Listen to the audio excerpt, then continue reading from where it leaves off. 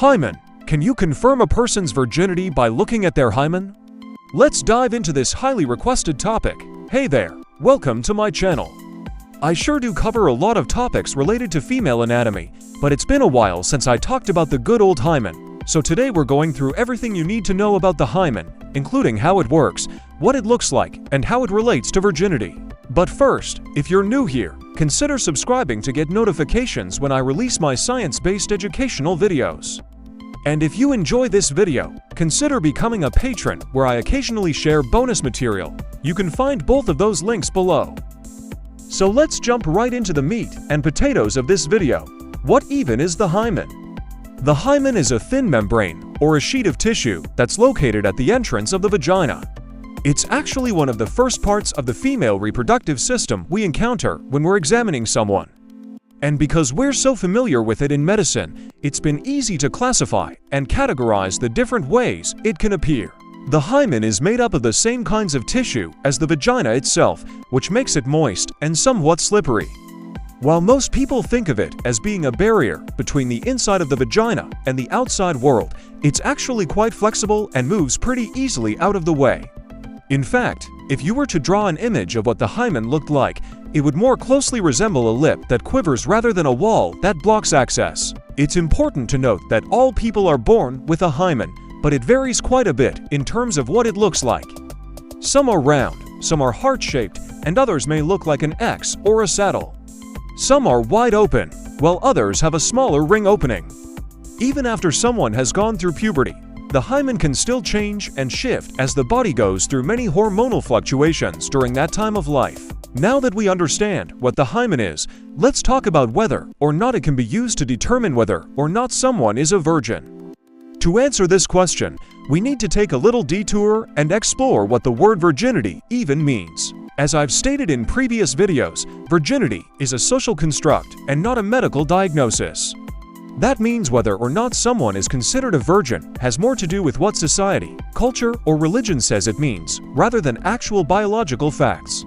Because of this, it's impossible to examine someone and prove whether or not they've had sex. For example, if you asked your parents what it meant to be a virgin, they probably told you it meant you hadn't had penetrative vaginal intercourse. If you asked your friends' parents, however, they may have told you that it meant you hadn't participated in any kind of sexual activity whatsoever, including self-masturbation. Some people believe that if you haven't had any sexual activity, then your hymen should be intact or closed, but this isn't true. As I mentioned earlier, everyone is born with a hymen, and it varies greatly in what it looks like. Many people are born with what's called a paravaginal bulge, which is essentially excess skin around the vaginal opening. In order to get rid of it, the edges of the skin need to be pulled apart and pushed outward, which often happens naturally over time. This process is known as the hydrops, and depending on what stage of development a person is in, the hymen can look very different. For example, infants are born with a completely closed hymen, which allows fluids like urine and vaginal discharge to build up inside the vagina. As they grow older and the hymen begins to open up, it can look more like a mushroom shape. And once the hydrops is complete, the hymen may appear to have a central opening. But this doesn't necessarily mean that the hydrops is complete, because sometimes it can take years before the edges of the hymen are completely pulled open. So as you can see, simply having an opening in the hymen doesn't automatically mean that someone isn't a virgin. In fact, the hymen can be stretched open or torn for many reasons that have nothing to do with penetrative intercourse. Sports like gymnastics require a lot of stretching of the vaginal muscles and ligaments, which can also stretch the hymen. Using tampons every month can lead to permanent changes in the shape of the hymen. And even riding a bicycle can cause tears. Other daily activities like running, playing tag, or vigorous sexual activity can also affect its appearance. And if none of these things have happened to you, your hymen may still be sensitive and prone to tearing due to friction from everyday activities. Some people might say, well, if you're a virgin, your hymen should be intact. But again, I have to remind you that virginity is a social concept and not a medical fact. As I mentioned earlier, the hymen can't be used to determine whether or not someone has had sex. Think about it this way. Just because someone has a small opening in their hymen doesn't mean they're not a virgin. They may have been born with a small opening. Just because someone has a large opening in their hymen doesn't mean they are a virgin. They may have been born with a large opening. Just because someone doesn't have a visible opening in their hymen doesn't mean they're a virgin. The hymen could just be really tight and difficult to see. And just because someone has no hymen at all doesn't mean they're not a virgin. It's possible for them to have lost their hymen due to a medical procedure or a traumatic event. As you can see, it's almost impossible to draw any conclusions about someone's virginity based on the presence or absence of a hymen. In fact, it's impossible. This is why I always encourage people to be mindful of the language they use when talking about topics like virginity. Just because you don't believe in labeling yourself as a virgin doesn't mean other people don't, and vice versa. The reason I specifically address virginity and the hymen in this video is because many medical professionals have perpetuated myths about the hymen and virginity in the past.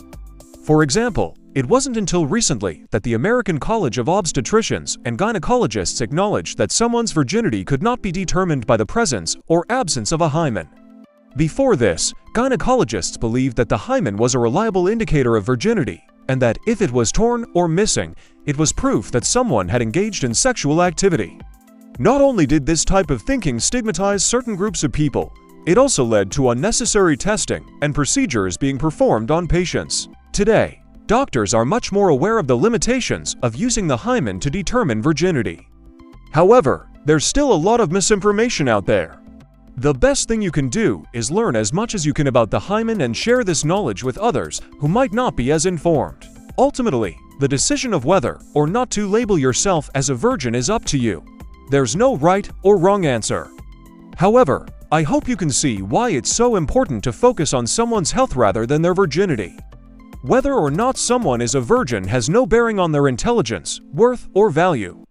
In fact, it has nothing to do with any of those things. In our society today, we tend to put a lot of emphasis on virginity and what it means for a person's future.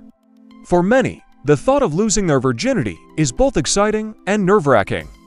They may worry about what will happen after they have sex or feel pressure to wait until they're married. Regardless of your beliefs, it's important to remember that virginity is not something to be ashamed of. It's a normal part of life, and there's no right or wrong way to approach it. If you're struggling with issues related to virginity, please reach out to a trusted medical professional, mental health provider, religious leader, or family member for help. I'm confident you'll be able to make the best decision for yourself. And with that said, I want to thank you all for watching this video. I hope you learned something new and found it useful. If you're interested in learning more about sexual and reproductive health, please visit my website or follow me on social media. And of course, don't forget to subscribe so you never miss one of my science-based educational videos. Thanks again for watching, and I'll see you next time.